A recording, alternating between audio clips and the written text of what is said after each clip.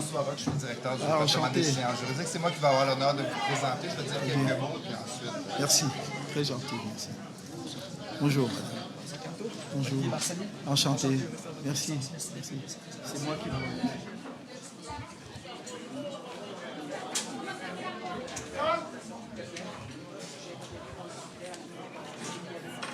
Oui, c'est bon. Merci.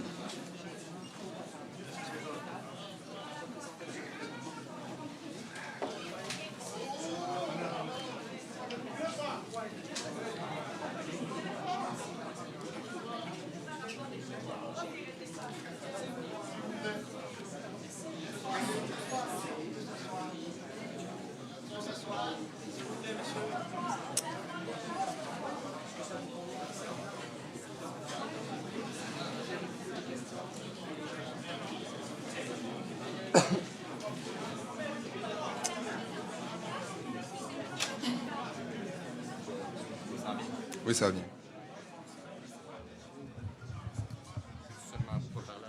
Oui.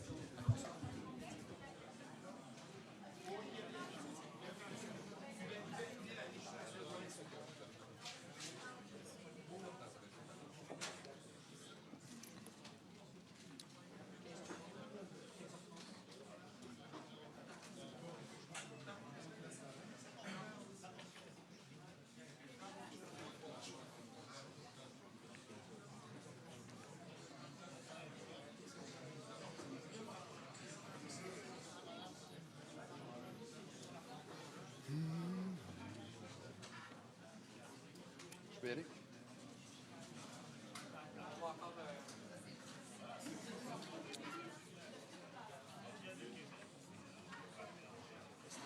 Ça fait plaisir, mon cher. Oui. Moi, je vais prendre un siège. Je ne resterai pas à l'avant. Je laisse le podium à professeur Camteau. Moi, je vais m'asseoir à côté des lumières. C'est Rémi et moi qui avons géré le flot des questions pour Parfait. toi, si tu en restes, tu veux rester là, maman. Ah, tu dirais que je reste à Non, l'avant? c'est pour toi. C'est pour toi. Sinon, faut t'en sortir.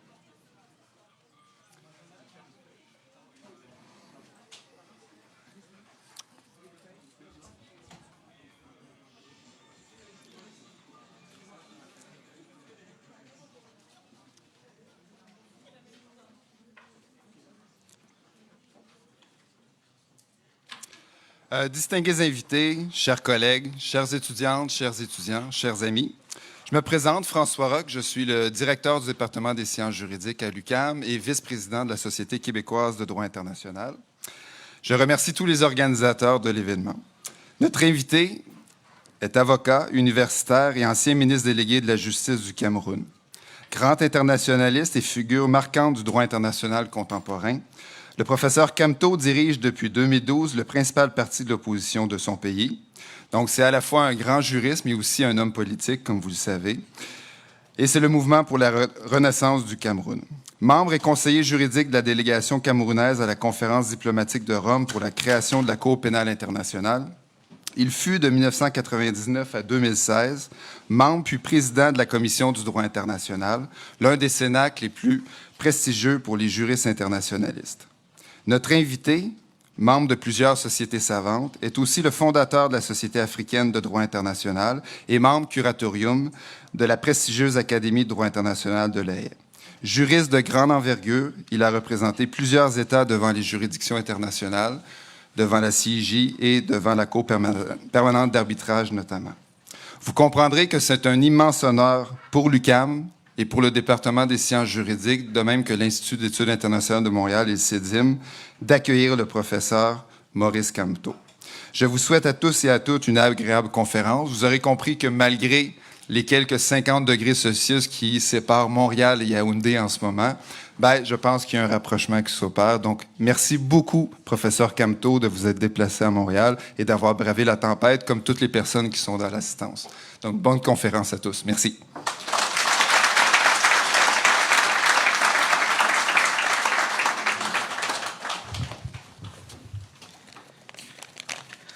Je serai bref. Mon nom est Olivier Barsalou. Je suis professeur au département des sciences juridiques et aussi directeur du Centre d'études du droit international et la mondialisation, le CEDIM.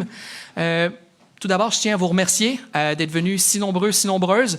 et avec autant d'enthousiasme. Ça fait extrêmement plaisir de voir une salle remplie par tempête de neige à l'UQAM. Donc, merci à vous, public, de vous être déplacés.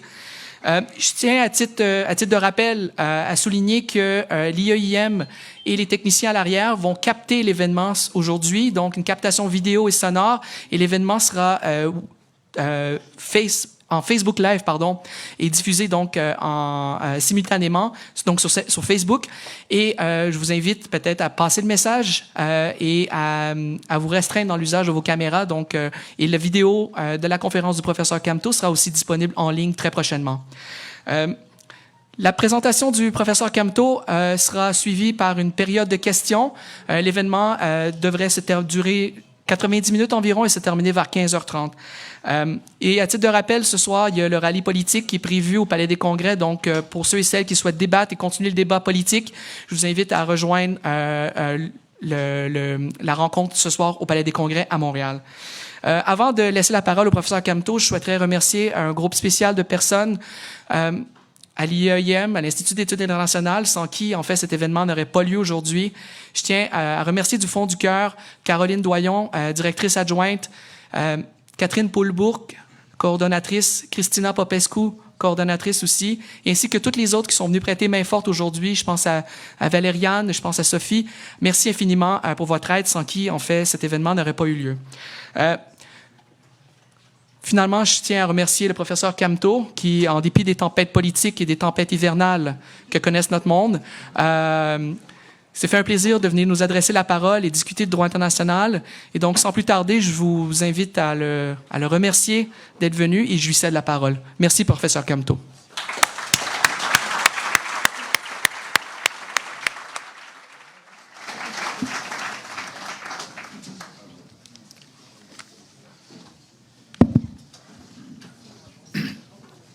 J'hésite entre rester ici et me tenir debout. Je crois qu'il est plus simple que je me mette debout.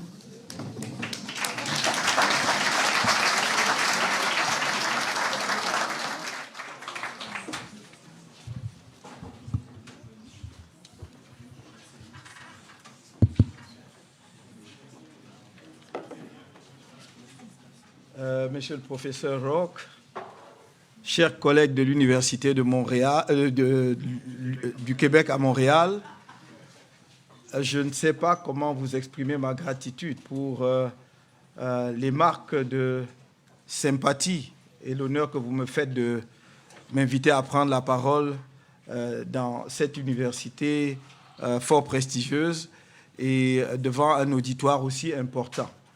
En général, des conférences de cette nature se tiennent devant un public beaucoup plus restreint, 40, 50, voire 100 personnes maximum. Là, on a tout un amphithéâtre entièrement plein. C'est donc pour moi l'occasion de remercier ceux nombreux qui se sont donné la peine, en dépit justement des intempéries, d'être là cet après-midi. Lorsque Alain Guy Sipo Tachou, pardon. Il va me pardonner, j'ai toujours eu quelques difficultés avec son deuxième nom, m'a parlé de la possibilité de cette conférence et m'a demandé d'indiquer le thème d'une conférence.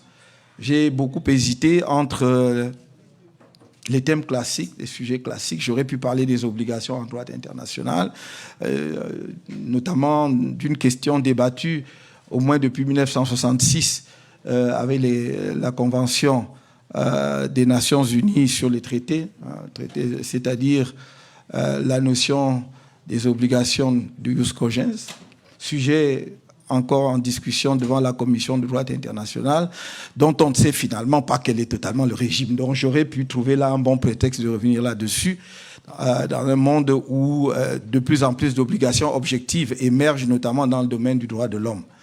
J'aurais pu parler aussi, et ça, j'en ai eu la tentation, d'un sujet touchant à la protection de l'environnement, qui est un sujet d'actualité, dans un monde où nous sommes tous interpellés par le futur de notre planète. Et puis je me suis dit, il y a là un sujet abandonné, oublié, comme si, en fait, la décolonisation était achevée. comme si, après 1960, il n'y avait plus rien à dire sur le phénomène colonial et la décolonisation. Et en y regardant de près, je me suis dit, finalement, je vais montrer que le sujet et la question est toujours devant nous. Elle a évolué, l'acuité n'est plus la même que dans les années 1960 à 70. Pour autant, les questions ne sont pas résolues, les questions fondamentales demeurent. Et donc, j'ai proposé à mes collègues, que je pourrais appeler, je l'espère, dans un proche avenir, des amis de l'Université du Québec à Montréal, ce sujet, droit international et décolonisation inachevé. Droit international et décolonisation inachevé. Parce que ce n'est pas achevé. On a pensé que le Conseil de tutelle des Nations Unies était devenu une institution obsolète, que le comité de décolonisation même n'avait plus sa raison d'être, qu'après l'indépendance des pays comme l'Angola, la Namibie en particulier, après une rude bataille des États africains contre l'Afrique du Sud, avec les États de la ligne de front, l'OUA, puis aujourd'hui l'Union africaine, pouvait se reposer de luttes acharnées depuis de plusieurs décennies pour décoloniser l'Afrique. Il n'en est rien. Il n'en est rien parce que la colonisation a touché la totalité du continent. Et nous pouvons bien constater aujourd'hui que la totalité du continent n'est pas décolonisée. Et je vais dire, on ne peut pas, et j'y reviendrai dans un instant, mais on ne peut pas parler de décolonisation sans parler d'abord de la colonisation ou de la colonie. Je ne vais pas décrire le processus politique et historique de la colonisation. Vous le connaissez. Mais la colonie, c'est quoi? C'est un territoire placé à un moment donné sous la souveraineté internationale d'un autre État. Donc, il s'établit entre ce territoire et les populations qui y habitent des liens de dépendance par rapport à la puissance administrante. Les régimes ont changé en fonction des parcelles de territoire concernées. Et je parle de territoire placé sous la dépendance ou la domination d'une puissance étrangère à la suite d'une conquête territoriale. C'est important de souligner la notion de conquête territoriale, parce qu'on peut être placé sous la dépendance d'une puissance extérieure à la suite de négociations, d'un traité qui vous place sous la dépendance, car dans ce cas-là, on va parler de protectorat. Vous cédez vos affaires internationales, la conduite de vos affaires internationales à une autre puissance. Et dans le cas d'un pays comme le mien, le Cameroun, effectivement, on a été placé sous la domination de puissances étrangères, mais sans être une colonie. Parce qu'en 1884, les Allemands signent bien un traité avec ce qu'on a appelé les chefs indigènes, en fait, les rois côtiers. Et le 12 juillet 1884, le traité qui marque la présence coloniale allemande sur le territoire camerounais est signé, je dois le rappeler, est signé entre des firmes commerciales, la firme Voreman et les chefs camerounais, les chefs Douala locaux. Mais comment est-ce que cet accord commercial devient un traité international? Parce que le représentant de l'empereur allemand, Nachtigal, qui est en Afrique du Nord, fait le voyage à Douala pour, par sa présence, transformer un acte, j'allais dire, de droit privé entre les commerçants, la firme Voreman qui vend les tissus et toutes autres choses, avec les chefs indigènes, en un traité international. Bien entendu, plus tard, un certain nombre d'internationalistes occidentaux, gênés aux entournures par le déséquilibre de puissance qu'il y avait entre les territoires et les chefs locaux et les États européens déjà développés, vont introduire une nuance dans le régime de protectorat en distinguant le protectorat du droit interne du protectorat de droit international. Et on va dire, le traité entre les chefs indigènes et l'Allemagne était un protectorat de droit interne. Autrement dit, le Cameroun était placé sous le régime de droit interne allemand. Ce n'était pas un traité international. Mais c'est une, excusez-moi, c'est une fumisterie il ne peut pas y avoir deux régimes de traité. Si vous dites que c'est un traité conclu entre des souverains, peu importe la taille du souverain, peu importe sa puissance, ce n'était pas un problème de puissance, c'est un problème d'entité juridique. Les chefs locaux Douala n'étaient pas sous la domination d'une autre puissance. Ils l'ont signé en tant que traité avec la puissance allemande. C'est pourquoi il s'agit d'un authentique traité de droit international. Comme il s'en est signé des milliers sur la côte occidentale africaine, il y en a eu 3000 de la sorte. Donc je voudrais insister là-dessus, sur ce phénomène de distinction entre le protectorat et le régime de la colonisation. Parce que lorsque vous avez un territoire sous le régime de la colonisation, les règles qui s'appliquent ne sont pas tout à fait les mêmes. Le territoire colonisé est entièrement placé sous l'empire juridique de la puissance coloniale. C'est la puissance coloniale qui édicte toutes les règles, alors que le territoire sous protectorat est, en ce qui concerne le Cameroun, lorsque le régime international va s'installer avec le mandat et la tutelle, le mandat sous la SDN, la tutelle sous l'Organisation des Nations Unies, ce seront les règles prises par la puissance coloniale, mais sous le contrôle de la Société des Nations qui a duré brièvement, ou de l'Organisation des Nations Unies pour ce qui est de la tutelle. C'est important de dire cela. Pourquoi? Et voilà la colonisation. Pourquoi? Parce que la colonie va évoluer généralement vers un régime de souveraineté internationale de l'entité coloniale, soit sous la poussée des populations coloniales, soit sous la contrainte ou l'évolution du contexte et du droit international.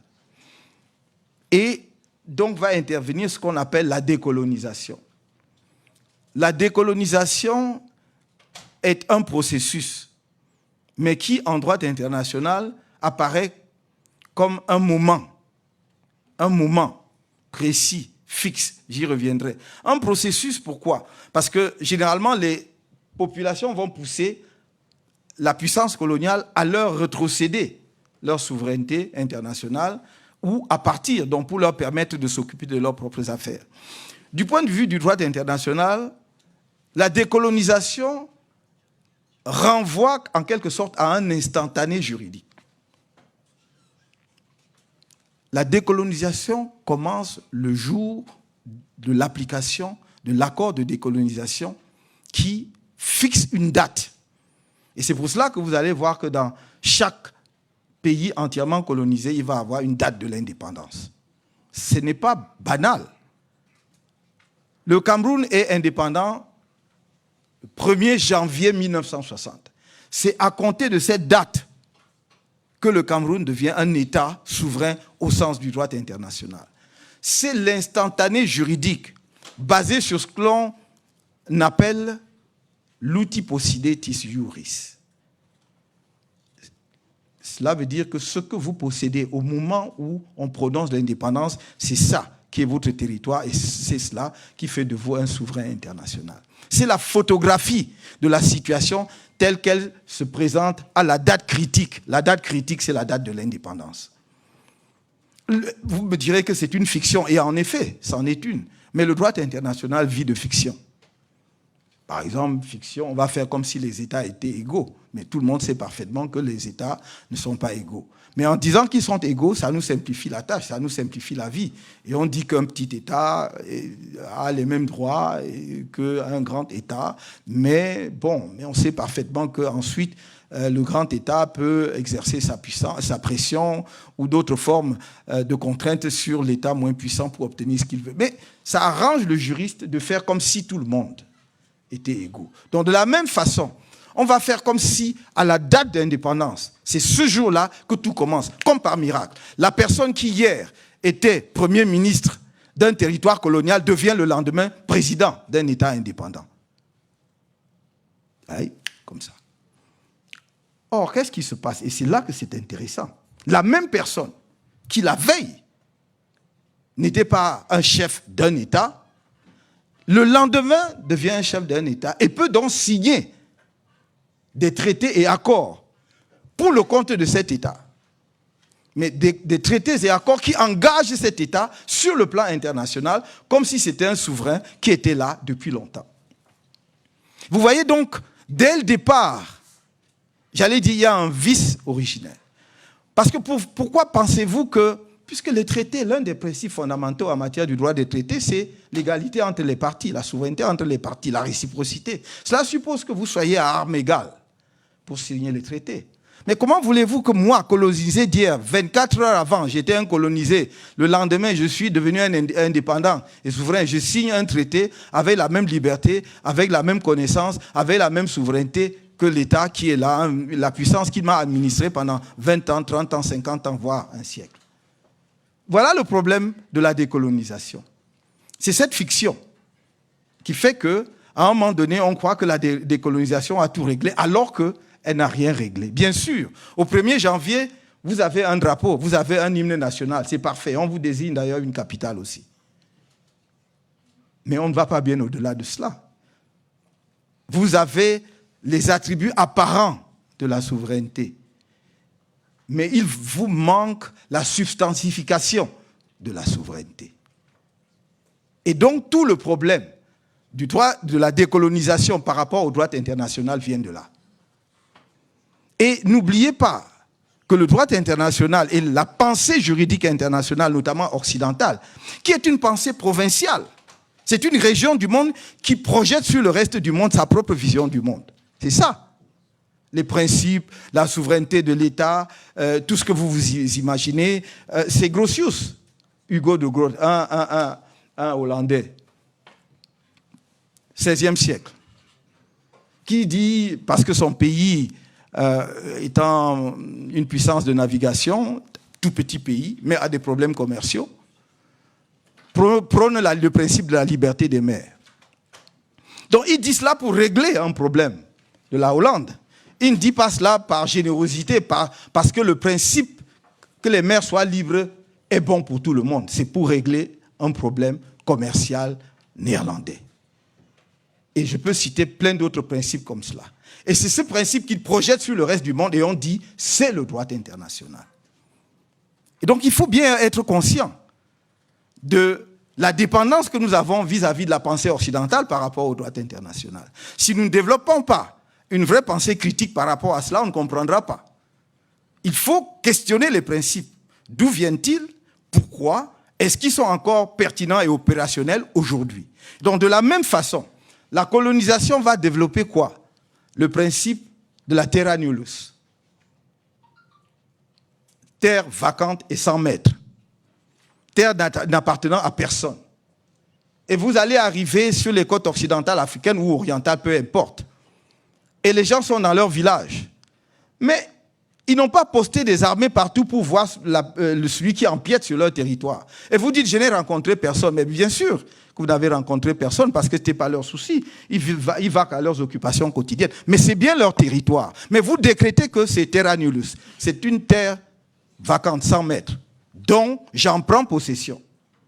Voilà la colonisation. J'en prends possession, donc le seul titre juridique que j'ai sur ce territoire, c'est la conquête, le fait que j'ai pris possession un jour en déclarant que c'est un territoire sans maître. Et fort de ce principe que je me suis forgé, qui est un terme, comme vous voyez, c'est une expression du droit romain. Et d'ailleurs, le droit international, comme une grande partie du droit latin, doit beaucoup à Rome, disons, l'Empire romain. Tout ce qu'on a, à 90%, c'est du droit romain, interne d'ailleurs, pour régler les problèmes internes que l'on a transposés par adaptation au droit international. Parce que finalement, la notion de terra nullius, de terre sans maître, vient de quoi? Le titre que vous allez obtenir du fait de la terra nullius, c'est ce qu'on appelle aujourd'hui, y compris aujourd'hui, l'usucapion. C'est-à-dire la prescription acquisitive. Le fait que je me sois installé sur un territoire qui n'appartenait à personne devient ma propriété du fait de l'occupation. Mais je dis, dans le cas de l'Afrique, les territoires n'étaient pas sans maître. C'est simplement que si moi je suis dans la forêt du Sud, je mène ma chasse, je ne suis pas obligé de planter un drapeau ni de mettre des bornes frontières. Comme chez vous. Donc, vous ne devez pas en conclure que c'est un territoire sans maître. Donc, on l'a fait. Donc, à l'indépendance, donc, on va prononcer cela. Et on va dire, la puissance coloniale a occupé un territoire qui n'appartenait à personne. Bon, maintenant, on a évolué. Il va vous concéder l'indépendance. Mais il va s'organiser pour que cette indépendance ne signifie pas la fin du contrôle sur ces territoires. Et vous allez voir que même l'aspect que l'on croyait acquis, c'est-à-dire la décolonisation territoriale, n'est pas terminé. À plus forte raison, le maintien des liens de dépendance, le maintien des liens de dépendance, qui fait que même dans la post-colonie, la colonisation continue encore. C'est autour de ces deux idées que je voudrais faire mon exposé très rapidement.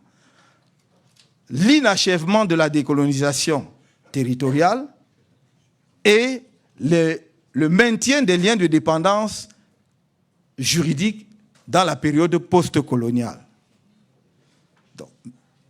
L'inachèvement de la décolonisation territoriale. Je vais juste vous donner quelques exemples pour illustrer cela. Premier exemple, la décolonisation, comment pourrais-je qualifier cela? La décolonisation débarras. C'est-à-dire que la colonie devient un problème, on veut s'en débarrasser et on ne se soucie pas trop de comment effectivement on s'en débarrasse. L'exemple typique, c'est le Sahara occidental. Territoire anciennement sous la domination de l'Espagne. Et lorsqu'en 1974, de 1973 à 1974, l'Espagne décide de partir, l'Espagne n'organise pas les conditions de la décolonisation du Sahara occidental. L'Espagne se retire. Il est vrai que l'Espagne avait ses propres problèmes internes, sévères à ce moment-là, car le processus démocratique était en train d'émerger en Espagne.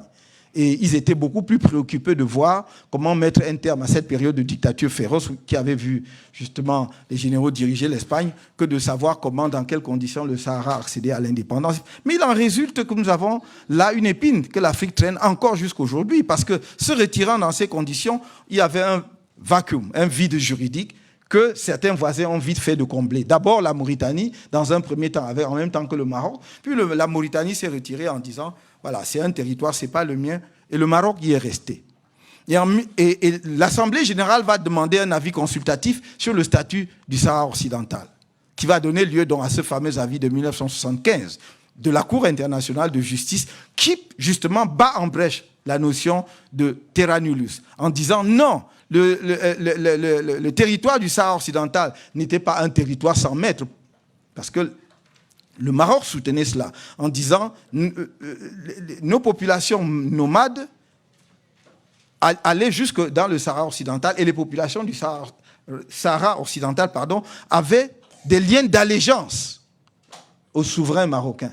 Et donc, le Sahara occidental est territoire marocain.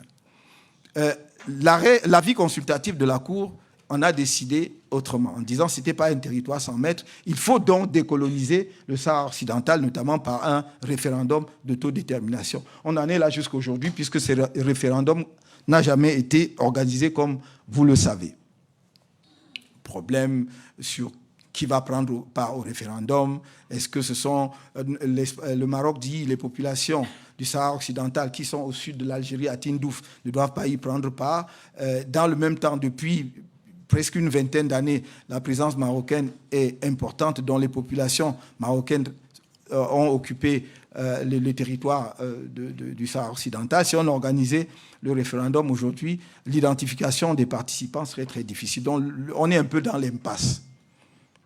Voilà le premier exemple. Donc, décolonisation, débarras.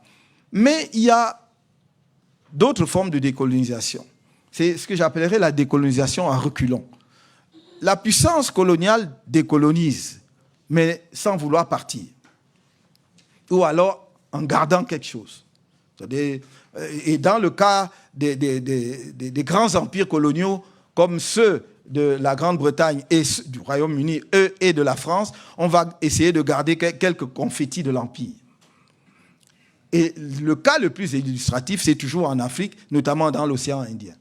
Dans l'océan Indien, vous avez, première situation, celle de l'archipel des Chagos. La Grande-Bretagne achète les Chagos à l'île Maurice en 1965. Mais l'île Maurice n'est pas indépendante à ce moment-là. Donc c'est à un territoire encore colonisé sous administration britannique, achète et installe une base militaire, concède ensuite donc l'île, notamment l'île principale, Diego Garcia, aux États-Unis pour construire une base militaire. Et cet accord devait durer jusqu'en 2016.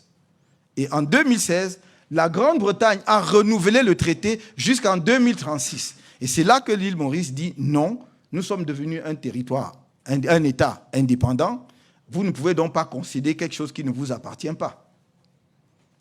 Donc là aussi, les deux parties, l'Assemblée générale des Nations unies a demandé un avis consultatif sur le statut de Chagos et l'avis consultatif a été très clair. C'est tombé le 25 février 2019, qui a été très clair en disant que la Grande-Bretagne doit plier bagage, donc on doit quitter l'archipel des Chagos le plus rapidement possible parce que c'est territoire de l'île Maurice.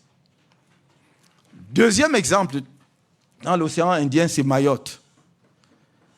L'île de Mayotte fait partie des Comores, de l'archipel des Comores. En 1974, la France organise le référendum d'autodétermination dans les Comores. C'est un archipel composé de 4 îles. La Grande Comore, Moélie, Anjouan et Mayotte. Les populations des Comores votent. Dans les 3 îles, Grande Comore, Moélie et Mayotte, elles votent à environ 99% pour l'indépendance. Sur l'île de Mayotte, les populations votent à 63% pour le maintien dans la République française. Mais je dis bien, il s'agit d'un archipel, donc d'un seul État. Donc, normalement, on devait additionner les voix de l'ensemble des 4 îles pour déterminer si les populations des Comores ont décidé d'être indépendantes ou de rester dans la République française.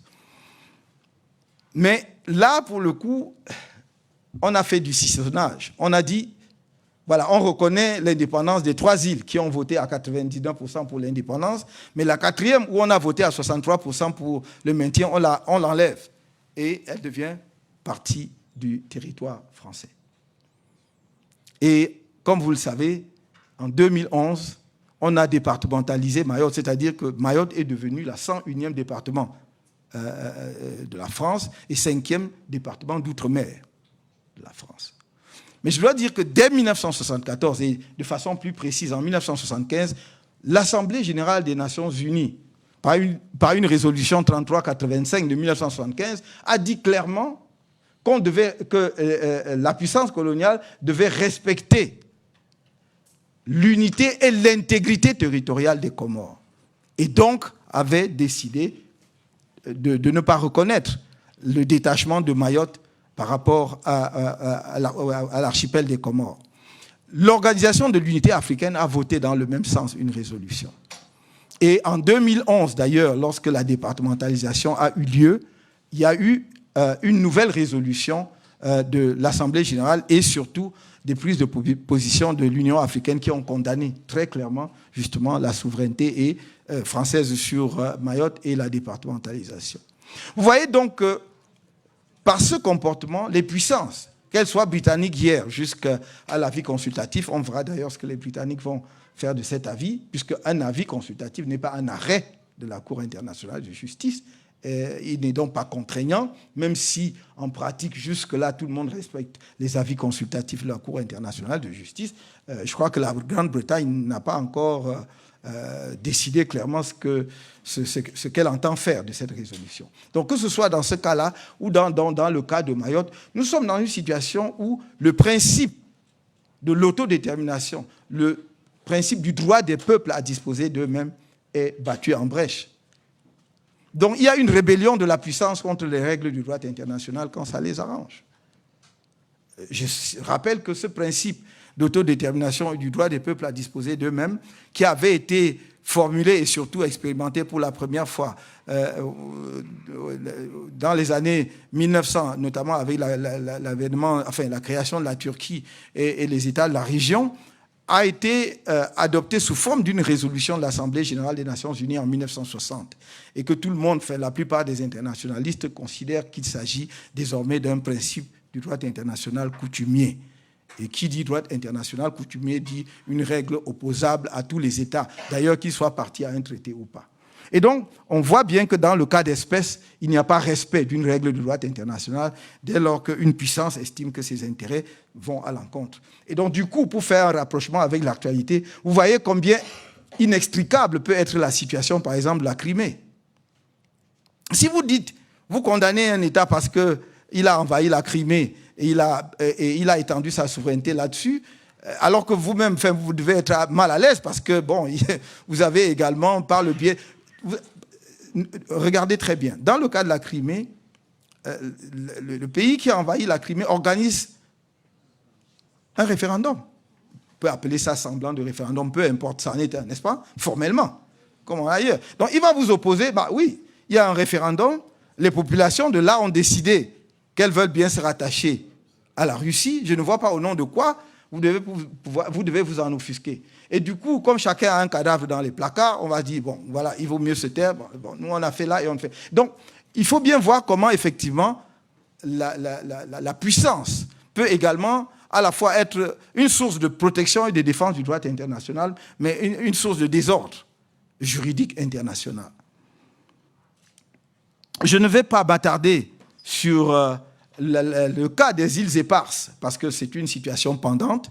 Les affaires qui sont pendantes, je n'en parle pas, parce que c'est aux instances internationales qui ont été saisies d'en décider. Mais les îles Éparses, c'est toujours dans l'océan Indien, au large de Madagascar.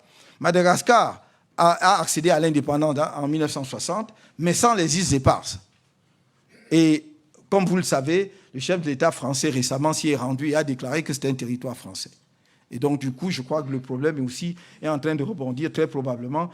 Je crois que les deux pays ont mis en place une équipe, une commission qui va en discuter, mais il n'est pas exclu que ça finisse devant la Cour internationale de justice. Voilà très rapidement. Je dois ajouter que ça, c'est la décolonisation territoriale. Mais il y a une conséquence importante de la décolonisation territoriale inachevée, ce sont les problèmes frontaliers auxquels donne lieu la décolonisation. Et l'Organisation de l'Unité africaine a essayé d'y répondre grâce à la résolution de 1964, dite résolution adoptant le principe de l'intangibilité des frontières héritées de la colonisation. Au fond, c'est la doctrine qui, progressivement, a parlé de l'intangibilité. Et la Cour internationale de justice, dans son arrêt de 1986, dans l'affaire du différend territorial entre le Burkina Faso et Mali, a consacré cela comme principe de l'intangibilité. Mais à l'origine, c'était le principe de l'immuabilité, c'est-à-dire les frontières héritées de la colonisation doivent être immuables. Intangible veut dire une fois pour toutes, né variété, ça ne changera jamais. Mais il faut bien comprendre que on ne peut pas interpréter cela comme des frontières qui ne peuvent pas bouger, puisque deux États souverains peuvent à tout moment décider de modifier leurs frontières. Donc c'est dans ce sens qu'il faut désormais entendre le principe de l'intangibilité. Et nous avons de nombreux conflits ou différents frontaliers aujourd'hui en Afrique comme conséquence d'une décolonisation qui, effectivement, ne s'est pas occupée de l'assiette territoriale du territoire nouveau. On s'est dit, voilà, c'est à peu près comme c'était généralement des ensembles faisant partie d'une même colonie. Si vous prenez l'Afrique équatoriale française et l'Afrique occidentale française, c'était un même ensemble. Et généralement, ce sont les limites administratives que les préfets ou les sous-préfets, après l'indépendance, mais surtout avant l'indépendance, le haut commissaire traçait entre les colonies qui deviennent frontières. Mais généralement, c'était des frontières imprécises parce que c'était un même État, un même empire, dont on n'était pas très soucieux d'être très, très précis sur les frontières. Aujourd'hui, que ces anciennes entités coloniales sont devenues des États indépendants, cela pose problème. Et donc, il y a de nombreux différends entre États africains. Je pense, j'ai eu l'honneur et le plaisir d'assister un certain nombre de plaider pour un certain nombre d'États africains dans de tels contentieux, mais il en existe encore. Et donc, si les étudiants de l'UQAM qui s'intéressent au droit international sont attentifs à cela, ils auront peut-être beaucoup de travail à l'avenir. Je crois qu'il y a devant, en perspective, de nombreux contentieux. À l'heure où je vous parle, il y a l'affaire de l'île de Banié et Cocotier entre la Guinée équatoriale et le Gabon, justement parce que la décolonisation ne s'est pas penchée sur les limites et les frontières entre les deux pays. Donc, il y a une grosse dispute, un gros différend. D'ailleurs, ils ont déjà signé le compromis de saisine pour saisir la Cour internationale de justice. Pour l'instant, il reste simplement à savoir celui qui va faire le premier pas pour aller déposer au greffe de la Cour et le contentieux va commencer. Mais vous avez aussi de nombreux autres cas. Je vois, il y a un différend potentiel entre le Bénin et le Burkina Faso, n'est-ce pas, toujours à propos de la délimitation des frontières et de nombreux autres. Et alors, je ne vous parle pas des frontières maritimes, qui n'avaient pas du tout, retenu l'attention des puissances coloniales et qui deviennent un très, très gros problème aujourd'hui, d'autant plus que les enjeux pétroliers et gaziers sont énormes. C'est le cas, par exemple, entre le Kenya et la Somalie, mais on peut multiplier sur toute la côte occidentale comme orientale, ces conflits, effectivement, abondent. Permettez-moi de dire très rapidement donc quelques mots sur la deuxième partie de cet exposé, qui est le droit international au service de la dépendance post-coloniale. Et on peut l'observer, pour l'illustrer très rapidement, à travers deux phénomènes. D'abord, la dépendance militaire. Les accords de coopération militaire conclus généralement à la veille ou immédiatement après l'indépendance, effectivement, créent de tels rapports. Et même lorsque ces accords en matière de défense ont été renouvelés un peu récemment, je vois un certain nombre de pays africains qui ont renouvelé leurs accords en matière de défense. Par exemple, avec la France en 2009, vous vous rendrez compte qu'il y a toujours quand même un certain nombre de clauses particulières qui montrent que la souveraineté de ces pays, ou en tout cas la décolonisation, n'est pas tout à fait achevée. Je me garde même de parler des bases militaires. Mais si nous prenons même des pays qui n'abritent pas des bases militaires, vous verrez par exemple que dans mon propre pays, l'accord de 2009, n'est-ce pas, qui a remplacé les anciens accords de défense, prévoit par exemple que la base logistique française à Douala est inviolable. Donc c'est inviolable. Donc les autorités camerounaises ne peuvent pas y pénétrer. Donc les militaires ne peuvent pas y pénétrer, de la même façon qu'il y a une exonération, disons, des taxes douanières et fiscales, donc pour tout le matériel, les équipements qui y va. Juste ça, je donne juste ça à titre illustratif. Je n'ai pas le temps d'analyser tous les accords dans les autres pays. Et ça, ce sont des accords plus récents. Les accords des années 59 à 60 étaient, j'allais dire, allaient bien plus loin et vraiment installer des relations de dépendance, puisque d'ailleurs, ce sont des accords qui permettaient à la puissance anciennement administrante d'intervenir pour maintenir au pouvoir, n'est-ce pas, tout gouvernement qui était signataire d'un tel accord et qui estimait qu'il pouvait être mis en danger par sa propre population. Deuxième point illustratif, là aussi j'irai très vite, c'est dans le domaine économique. Et là, nous pouvons commencer par ce qu'on a appelé les accords de coopération économique, notamment en matière commerciale, entre les pays africains et en particulier les pays européens. Les accords de Yaoundé 1, Yaoundé 2, Lomé 1, Lomé 2. Et enfin, l'accord de Cotonou de 2000. Et il ne vous aura pas échappé qu'aucun de ces accords n'a permis le développement de l'Afrique. Mais comment voulez-vous signer dès les années 60 ?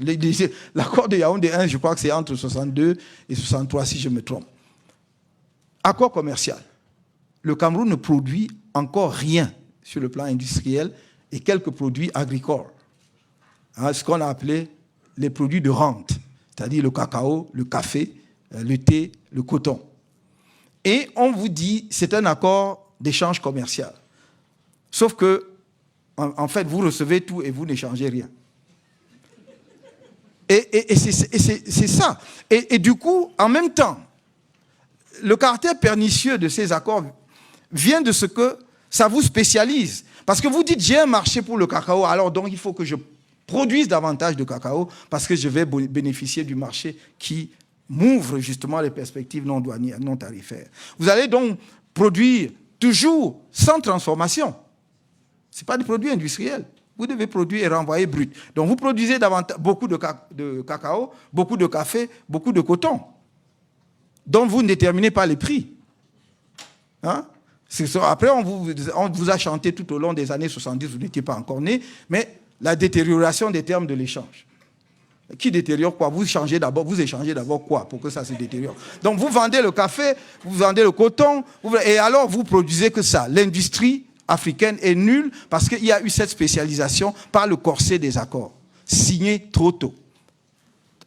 Et donc, vous avez vu que 40 ans, 50 ans, 60 ans d'accords n'ont permis à aucun pays africain de bouger. Maintenant, subitement, on vous dit, vous êtes devenu grand. Il faut signer des accords de partenariat économique avec l'Union européenne. C'est encore mieux.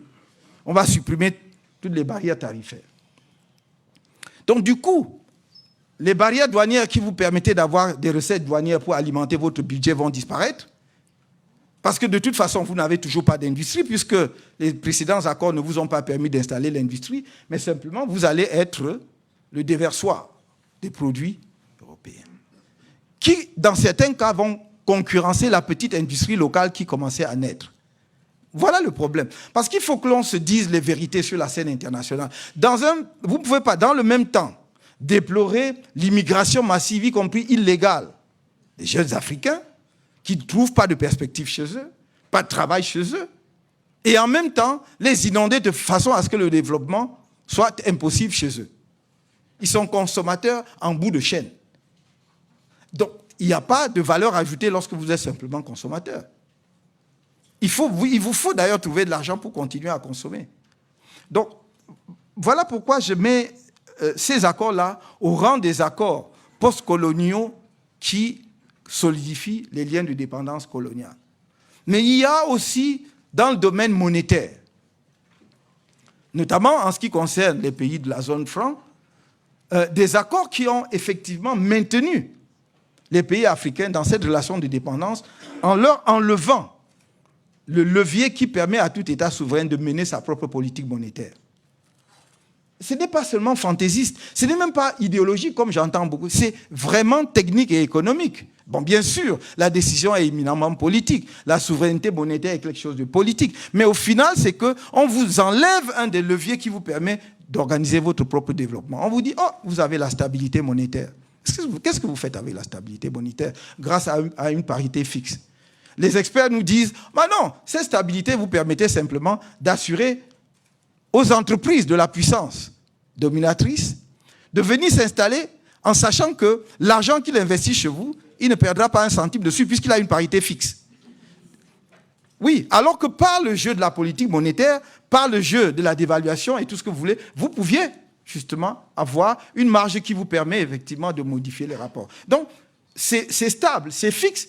Il investit 10 francs, il sait que je retirerai 15 francs et il est sûr qu'il retirera les 15 francs parce que la parité fixe de la monnaie vis-à-vis de la devise métropolitaine hier et vis-à-vis de la devise européenne lui garantit cela. Et évidemment, nous connaissons tous les autres aspects, le fait que les fonds étaient déposés au Trésor français et non pas à la Banque de France, parce que si c'est la Banque de France est une banque, donc elle doit rémunérer l'argent. Hein? Mais quand c'est au Trésor, c'est une administration de l'État, donc ça devient des recettes budgétaires, et donc votre propre argent peut vous être prêté, parce que, bon, c'est un argent que vous avez déposé. À l'origine, avant la révision de 1972, c'était 63% des dépôts qu'il fallait faire après les accords, la modification de 72-73, c'est devenu 50%, mais c'est toujours beaucoup.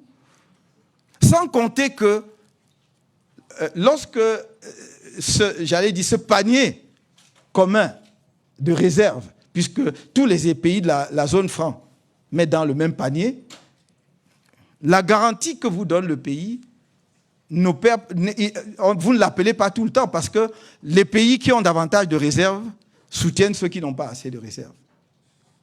sans qu'ils aient à intervenir. Donc, si la Guinée équatoriale ou le Cameroun a davantage de réserves parce qu'il a vendu plus de pétrole et que la Centrafrique n'a pas assez de réserves, il va y avoir donc un jeu de compensation. On n'appellera pas la France en garantie, puisque vous pouvez faire ça entre vous.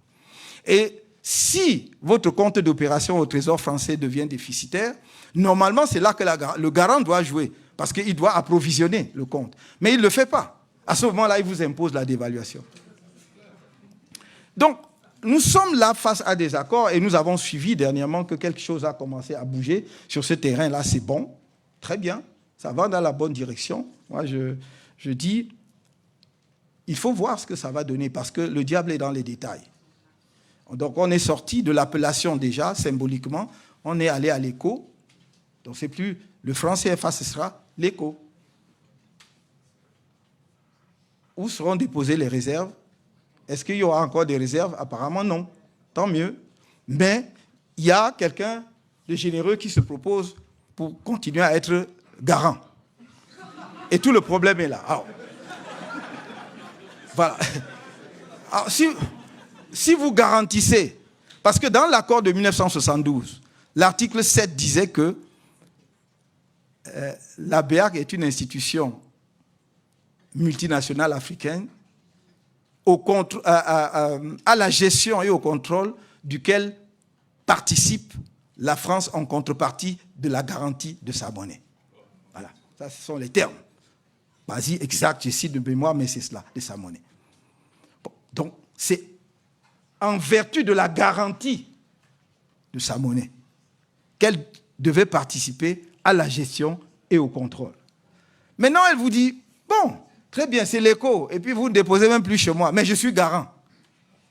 Donc, la clause en vertu de laquelle elle participait à la gestion et au contrôle demeure. C'est pour cela que j'ai dit, on m'a posé la question il n'y a pas longtemps, et j'ai dit, donc le diable est dans les détails, on nous a annoncé un accord entre le ministère français des Finances et les institutions financières de la zone franc en Afrique, c'est-à-dire BEAC et BCAO en Afrique occidentale. Pour l'instant, la BEAC observe encore. Non. Et donc, il faudra que nous attendions de voir ce qui sera dans cet accord pour savoir vraiment si on est sorti du franc CFA ou bien si on a seulement changé d'appellation. Voilà les quelques indications, les quelques éléments que je voulais, à grands traits, vous présenter pour illustrer mon idée selon laquelle la décolonisation est inachevée. Et je terminerai simplement en disant une chose. Afin de permettre au droit international de jouer pleinement son rôle de règle organisant la vie dans la société internationale, il faut décoloniser le droit international. Il faut le décoloniser lui-même. C'est-à-dire que nous devons avoir un regard critique sur les concepts du 19e siècle qui étaient forgés pour asseoir la colonisation. Ce n'était pas forgé abstraitement pour le plaisir intellectuel et spéculatif de créer des normes. C'était pour asseoir les intérêts et la colonisation. Donc nous devons commencer donc par une vraie critique de ces concepts et de ces principes. Nous devons aussi essayer de regarder au-delà du 19e siècle pour voir les origines historiques du droit international. On enseigne de moins en moins l'histoire du droit international dans les facultés. C'est vrai que c'est une matière qui est devenue obèse. Et donc, généralement, les programmes n'ont pas le temps de consacrer un vrai morceau à l'histoire du droit international. Vous apprendriez beaucoup de choses, y compris tous les débats sur le concept du jus consciens, y compris le débat sur la question du droit naturel et du droit positif. Pourquoi on en est arrivé là? C'est parce que les premiers, ce qu'on a appelé les pères fondateurs du droit international, venaient en grande partie de l'Église aussi, n'est-ce pas? De Vitoria, Suarez et tout ça. Ça, c'était des moines. Et donc, à une époque où le christianisme était très dominant en Europe et dont la pensée du droit international se coulait aussi dans la pensée globale de la société. Quelqu'un comme Hugo de Groot, dont je vous ai parlé tout à l'heure, toute sa doctrine partait d'abord du principe acquis que la théologie chrétienne était la base de ce qui devait sous-tendre la réflexion en droit international. Je ne dis pas que la théologie chrétienne n'est pas bonne, je dis simplement qu'il faut le savoir. et faire son propre inventaire, et analyser et savoir effectivement si ça peut continuer à régir tout cela aujourd'hui ou pas. Voilà, je crois que je n'ai peut-être pas, je l'espère, épuisé le sujet, mais il m'a suffi juste de vous indiquer qu'il y avait encore là matière à réflexion, et je vous remercie de votre aimable attention.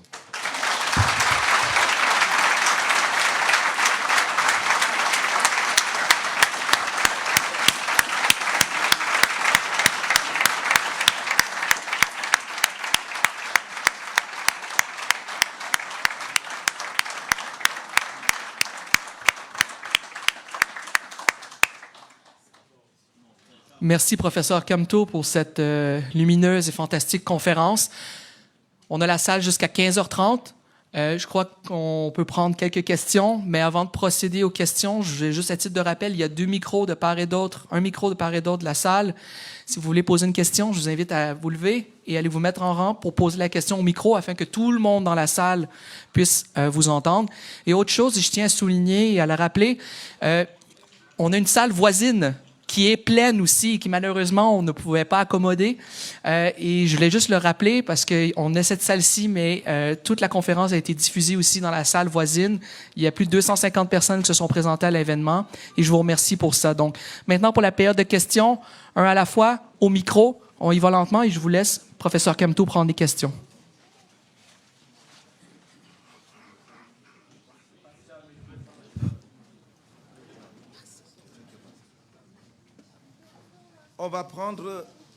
On prendra parce que notre temps est compté. Il ne faut pas abuser de la bienveillance de la faculté, fait de l'université. Nous avons jusqu'à la demi. Et donc, on va prendre 5 questions. Oui. Oui. Oui. Professeur Camteau, Oui. bonjour. Bonjour. Je suis Dr Meboumi Tandongo, Université d'Ottawa.